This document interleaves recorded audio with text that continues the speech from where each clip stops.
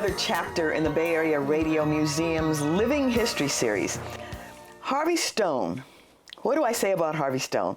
There's no doubt that he is a Bay Area media icon. He spent 33 years as president and general manager of KBLX, the first legacy urban contemporary radio station in the Bay Area. So the question becomes, how did a Jewish guy from Cleveland end up running a black-owned radio station, which would soon become the jewel in the crown of inner-city broadcasting? Welcome, Harvey, and thank you so much for being here to talk about your career. You have had an amazing career, having an amazing career in this Bay Area market. We have a lot to talk about, but I want to go back to that original question. How did you, a Jewish guy from Cleveland, end up running a black-owned media company? Basically, you ran the company here in the Bay Area for sure. Yeah, I did. It kind of was, that's why we got together. Because I was a Jewish kid from Cleveland, Ohio, which was a primarily black city. Right. And coming to San Francisco was a little shock because it was not black. Mm-hmm. And when I met the Sutton family, who were the owners of the radio station, they needed help, and they asked me, can you fix the problem? Mm-hmm. And I said, only if you let me. Right. And they said, here are the keys. Amazing. And that started it all, and we were able to build something that was copied later on throughout the country. That was a lot of trust to put into a young guy at that time. So they must have known your credentials. They must have known your background, the kind of person you are, the kind of jobs you've had in the past. What was it that qualified you to really take on that role? Well, once I met the family and the Suttons, it was, okay, here's who I am, and let's see how this works together. When you understand Percy Sutton and who he was in New York City, mayor, owner of one of the best places to listen to music. Oh, sure, inner city. Inner city broadcasting was it. Frankie Crocker was huge in New York City. I listened to Frankie Crocker. I used to live in New York City. I lived there, and I know who Percy Sutton is very well. And Frankie Crocker was the guy. Yeah. I mean, he was everywhere. But it was interesting because when you come to the West Coast, he didn't have that name and that cachet. Correct. But he was East Coast everywhere. All the way. Mm-hmm. It was a great opportunity to meet with him a little bit and work with him a little bit in New York, because I did work in New York also. But when I started the San Francisco situation, I knew that Frankie wouldn't work here. Not that it was any negative to him. Mm-hmm. It's just the makeup of this marketplace was so unique. So we had to understand what we were trying to accomplish. And we had a sitting of very interesting African-American people, very successful. The Oakland Post was owned by one of the partners. When Percy Sutton was around, he was still Percy Sutton, mm-hmm. that people will go anywhere. So it was this thing, and they really needed not more of the same. They needed somebody like me, or maybe Mr. Luckloff. And what we decided to do is say, okay, let's make a new format. And that's really what we did. Mm-hmm. I took into consideration of all of the family connections in the Sutton family. But my fortune really turned and helped me was B.K. Kirkland, when he came to be transferred from New York to San Francisco to help me out changing the format on KBLX, The Quiet Storm. Mm-hmm. And BK was very interesting. He said, well, how are we going to do this? I said, what's this we stuff? I'm not on here. So we just, we kind of worked our way through who we were and did a little bit of research because we didn't have the budgets that the KGOs had in their life. and we found a niche that was just becoming a bigger thing than a niche. When KBLX became who it was, it brought people together. Yes, it was a black, unquote, black station. In radio, there's no color. What do you like to hear? And we were able to take a sound that represented the city and the 9-county metro as appealing to a little bit more sophisticated sound. We didn't make junk. We made a very slick sound with the right jocks on the air. I listened to KBLX. It was one of my stations. So I heard jazz. I heard smooth jazz specifically. Yes. And I heard some of the top hits of the day, but not the ones that were jumping out of the radio. It was just like a movement. And part of that movement was the iconic phrase, soft and warm, the quiet storm, KBLX. 102.9 KBLX. That was one of the things, and everybody knew that call sign. Did you create that call sign, or you are credited with it? I just want to make sure that you did it. I did. Okay, see, I love that. It was how did you do it? What made you come up with that?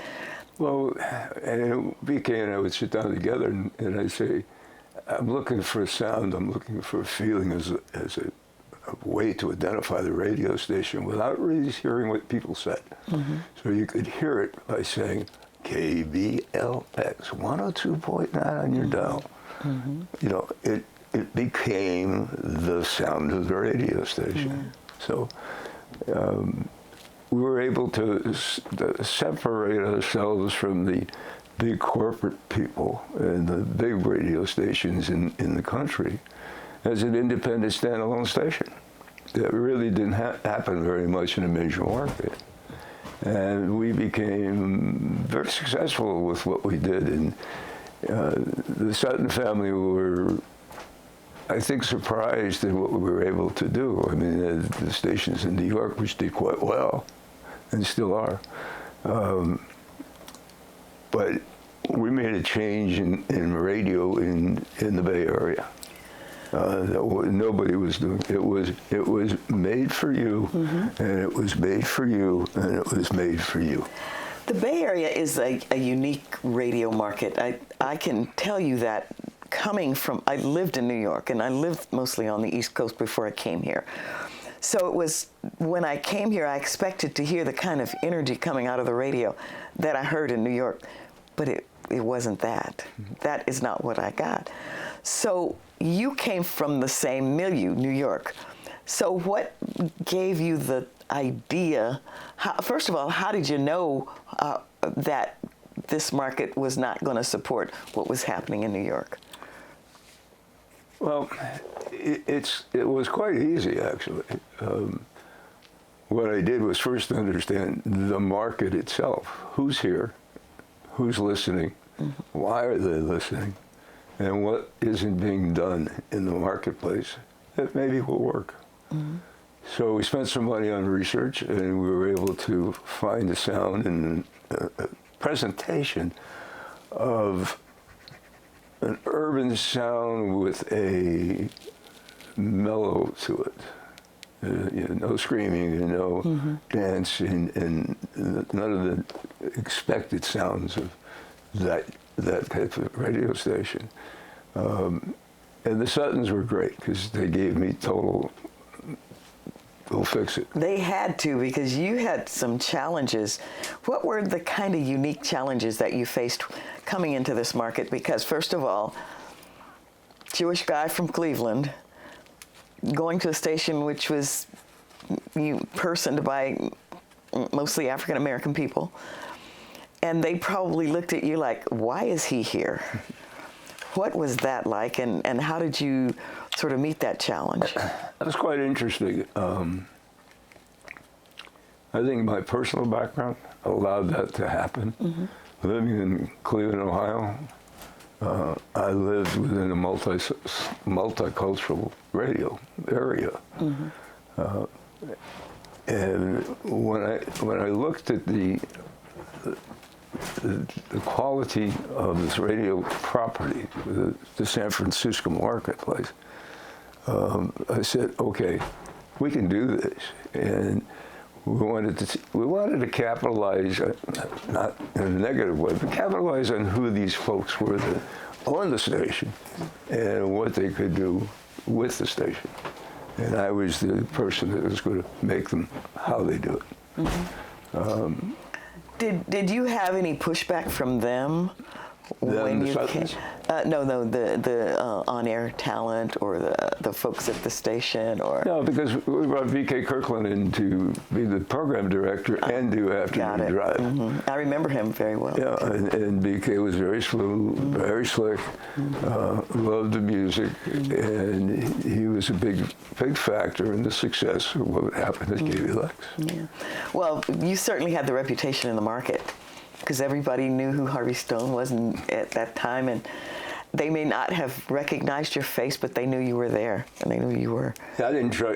I tried to keep a low profile. No, that's probably not the easiest thing to do when you're like a beacon, because KBLX was like one of these stations. You know, I miss it. I wish it was still here. I do. I understand, because it was a great format. It would be a great format now. Yep. It would be a better format now, maybe than it was then. Could be. Because of the fragmentation of the market right now, and everybody's trying to do the same thing and failing miserably. Totally different. Yeah, failing miserably.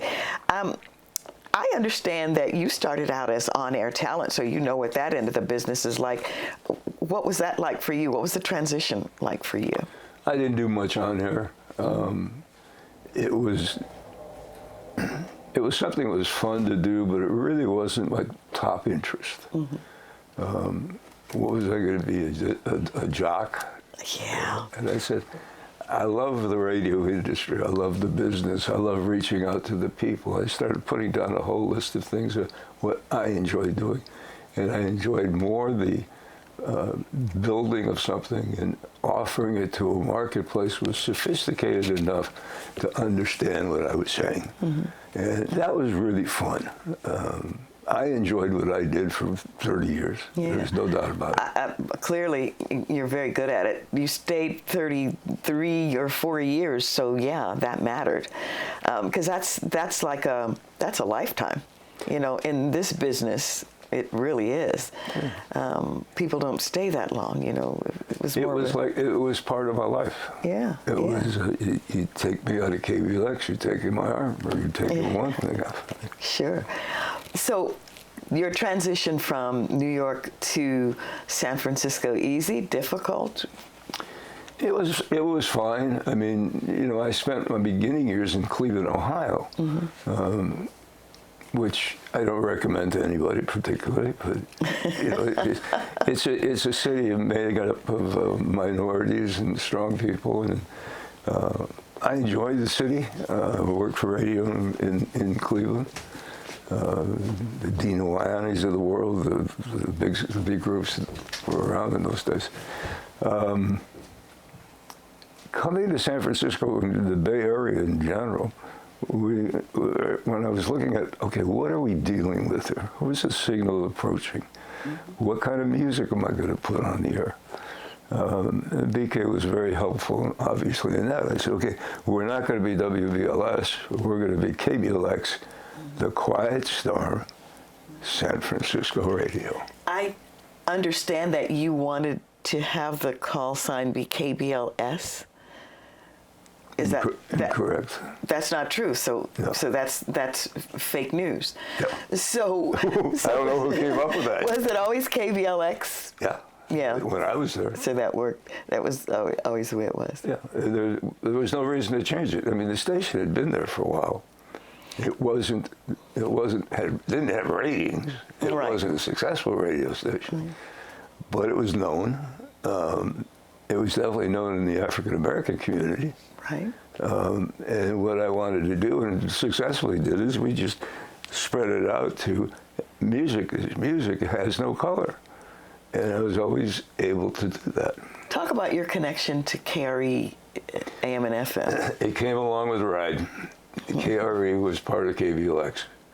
And it was kind of an afterthought, I think, to the group at the bottom. And we try to add them into the mix. And it had some success, but it wasn't a standalone situation. So we were able to mix it with the FM as an add-on kind of thing. Yeah. Was there some switching of I guess, changing the call letters from KRE to KBLX, KBLX, KRE? Was there some of that in the 70s? No, I don't think so. I couldn't go back and say this was a problem when. I think it was more important, or the things we did run into, is who are we? And who are we to the community? And what's the community? It's made up of people. Yeah, and you had a lot of competition. You had KDIA, you had KSOL, because those were the stations that were popping when you came into this market. And that, as I understand, was the main competition. Well, there again, you're using the race factor of what we're talking Well, about. those were the black stations. Right. And that's what everybody considered to be the competition. There was also KFRC, Right. which was switching to sort of a soulful kind of sound at the time, or at least trying to mimic what they heard or what was heard on DIA and KSOL. I think it was a total different approach to broadcasting. What they reached out for was what I consider the face of, this is what black radio is supposed to sound like. And I never agreed with that. I always enjoyed sitting down with the Sutton family and understanding their life and where they came from in New York and all of that. And said, okay, how do we use who we are into this marketplace, which is so unique? And when we toned it in a little bit at a time, I didn't just pull the plug and say, here it is. Oh, yeah. It was, let's just move it in slow. That's why it worked. That's why it worked, because you can't just, wholesale rip things I apart. couldn't just drop it on. Yeah, it's been done, and not successfully. We added the instrumental part of it, which was a big factor, the jazz, so to speak. Which worked very well, by the way. It worked very well. It allowed the station to be more general market. As silly as that might sound, if anybody knows the jazz world, which happened to be an enjoyment of mine. Smooth jazz. It's still an enjoyment of mine. I love jazz, and I listen still, usually in my car. One of the things that I loved about the sound was the soft and warm concept. And when you came up with that, what was your original thinking about why that would work based on what you heard in the marketplace? Well, I think what was here was here.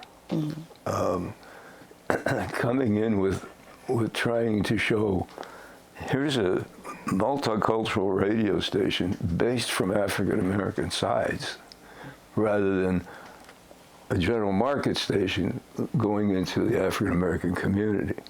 So what I was trying to do, and what the company agreed with, was let's just put it over this way, and be able to say, we played the music you want to hear. You play the music that you love. And whether music is not a race.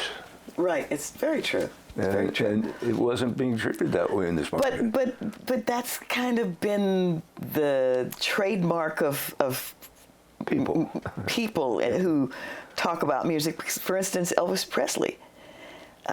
People said that he sang black music. He sang music. you know?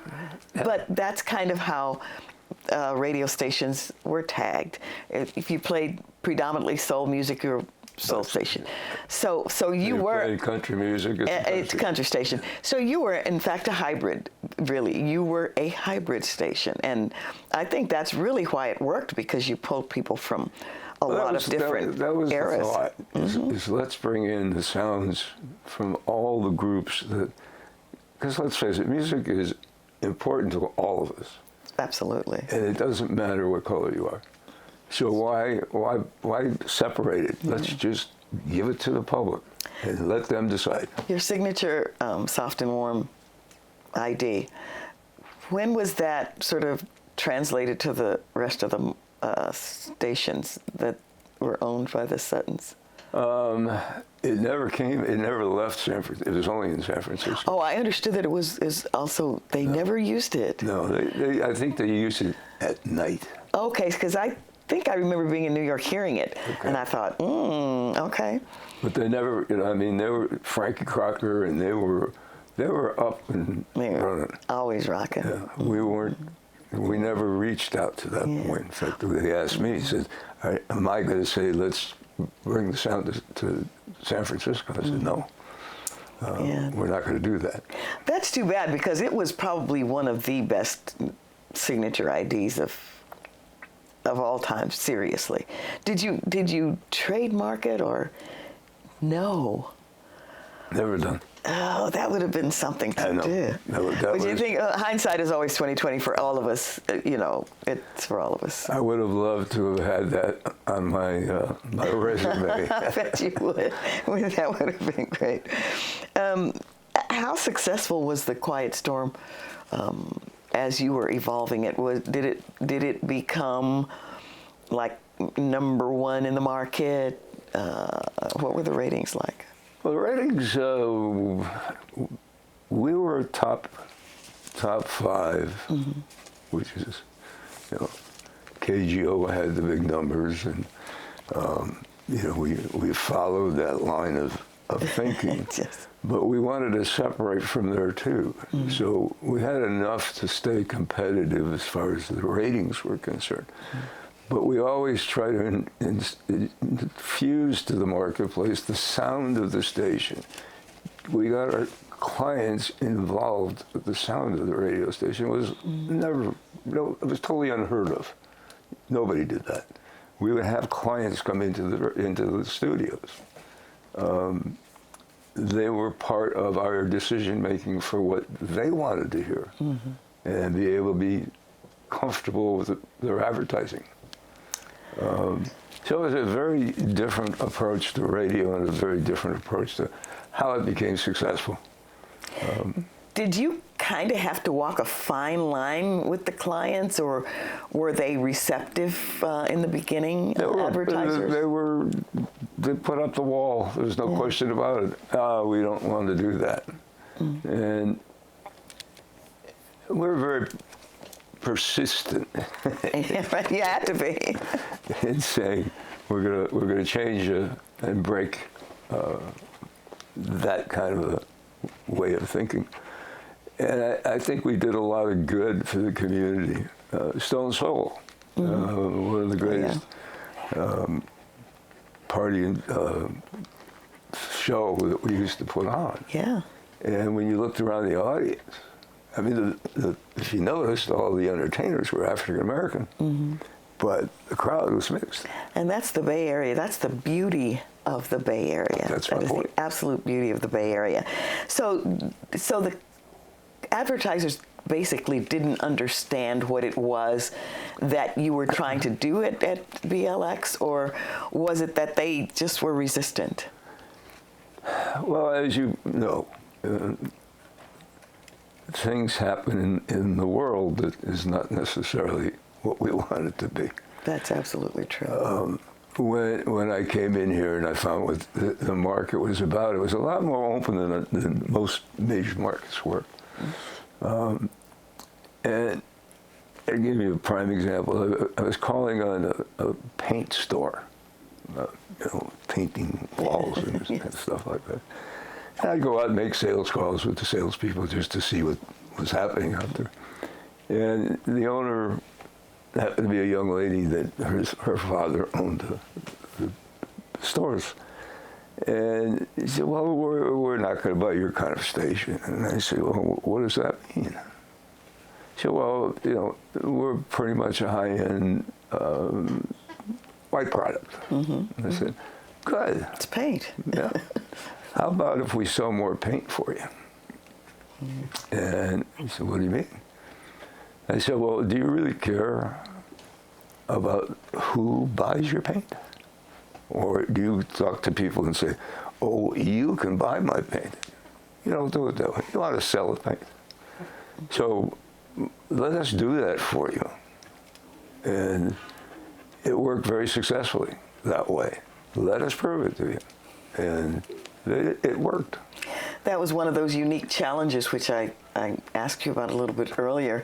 Yeah. How many, were there a lot of those? What other hills did you have to climb or navigate just to be able to sell the product that you were creating? It was a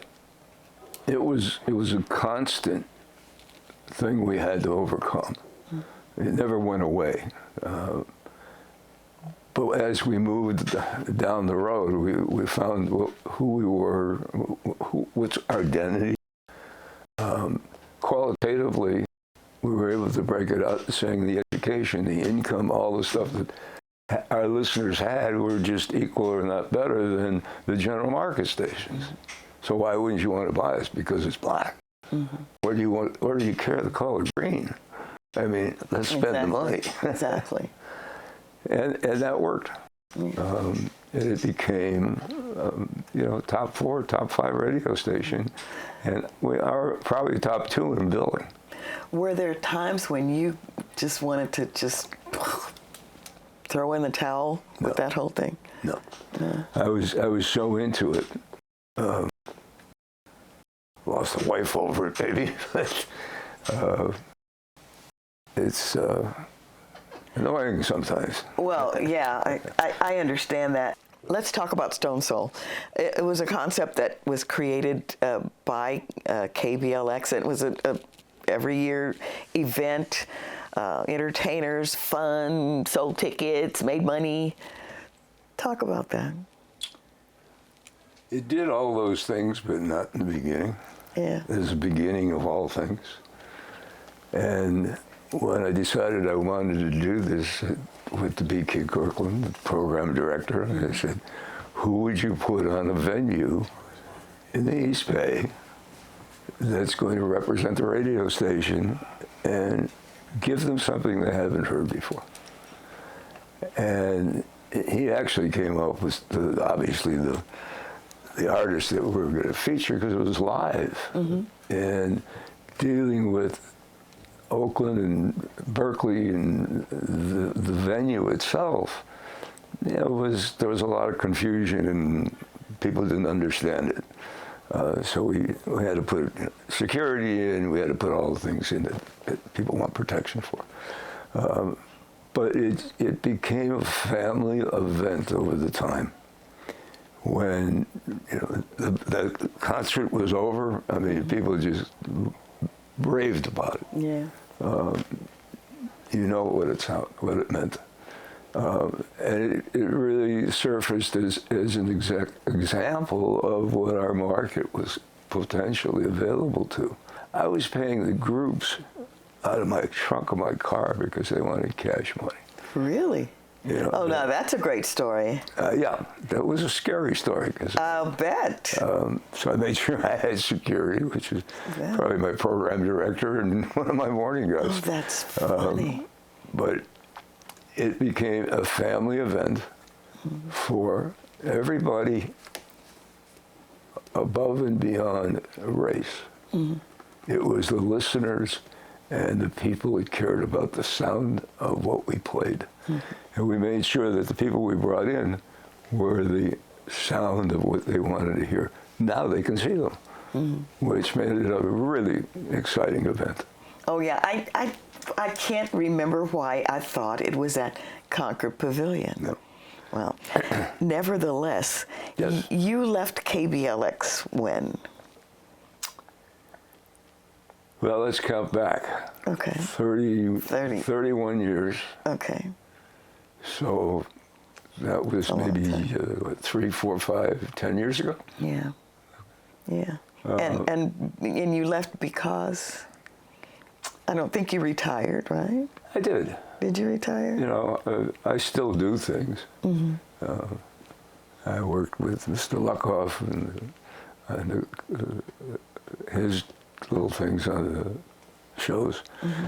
And it reached a point where I decided I'm done. Mm-hmm. I didn't want to redo KBLX. I wanted KBLX to stand on its own feet. It was ready to go, and I wanted it to fly free. Mm-hmm. You know? So what was I going to do? I had enough money, I didn't have to worry about it. Yeah. Not bragging about it, that's a fact. Fact's a fact. Yeah, I mean, married, you know, my kids were adults and all of that kind of stuff. So done with college? Yeah. So it was I was fine with it. Yeah. So I've worked with side things and offering my I think we retirees all do that. We do, because retiring generationally for us is not. That doesn't happen. You've got to have something to do. You have to have something that gives meaning for your days, because you can't vacation all the time. You can't just go out to dinner every day. No, that gets old. Yeah, you do. You have to have something that's more like that gives you purpose and gives life meaning. I think that's what's Well, I was just going to bring you into the equation here. I said, now, you've had your great career. Yes. And now you're interviewing other people. I know, and I'm enjoying it. It's a fun thing to do. I want to talk with you just a bit about radio in general, because, as you well know, it's changed so much from the time that I retired in 2009, and it's changed tremendously since then. And I know it's changed, not necessarily for the best. What do you think the future of this business is, or radio in general? I think it could be fine. It could grow. Mm-hmm. But it's not being done properly, what I hear in my ear. Mm-hmm. And I've been in the business for a very long time. I think the future of radio should be, if handled properly, a major part of what's happening in the communities, making it a local situation, being able to reach out to community events, be able to reach separate groups of people, whether they're African American or they're white or whatever they're going to be. But the sound of the radio station needs to reach out to those people, make them feel comfortable listening to that radio station. Because everything now feels generic. Yes. It feels like one person doing everything. Same thing. Yeah, and it's not working. And that's part of the problem with radio, because it's not doing well. Mm-hmm. The listenership is off. People are bored with some of the stuff that's being done, or they're not reaching the people that want to listen to it. A lot of it. There was such a separation between female and male, besides the racial part of it. Mm-hmm. And that opportunity still exists for the people doing radio out there. Hey, listen to me. You know, I never thought about it that way, that there's a separation between the male listener and the female listener. Oh, absolutely. Yeah. You know, what do you talk to about a male? What do you talk to about a female? What kind of music do they want to hear? What kind of? It has to be very carefully put together, and if you're gonna slice it up, make sure you're slicing it up and reaching all aspects of the people you're trying to bring into it. Do you think podcasts are the new radio? I don't think so. Only because I don't think people, maybe down the road, but I think people aren't going to want to go through what you need to do podcasting. That's a lot. Yeah, I mean, you have to work at it. You absolutely have to work at it. It's not like you can just go in and sit down behind a microphone and spiel. Some people can do that, but most can't. Not well. Yeah, not well. Not consistently well. Right. No. So I mean, no. I would say podcast is not the future, or it's not going to overcome what radio is. I'd like to ask about the legacy question, because you have a tremendous legacy. What you did, I don't know that a lot of people could have done. As an African American woman, knowing my culture as I do, and you coming from the culture that you're from, that's a difficult mashup, especially to keep the kind of respect that you have in this business among people. So what would you generally say your legacy is or would be? I think the ability to cross over. Yeah. The ability to understand who the audience is you want to reach, and what do you need to do to reach them. I don't think that's brain surgery. It's understanding your listening audience and where you want to go with them. We didn't do certain things because it wasn't right for the radio station. Now, we're not rapping, so that was the black part of the equation. Sure. And we weren't doing violin stuff. No symphonies. So we were what we were that appealed to the people that wanted to listen to it, or were waiting for something to come along to listen to.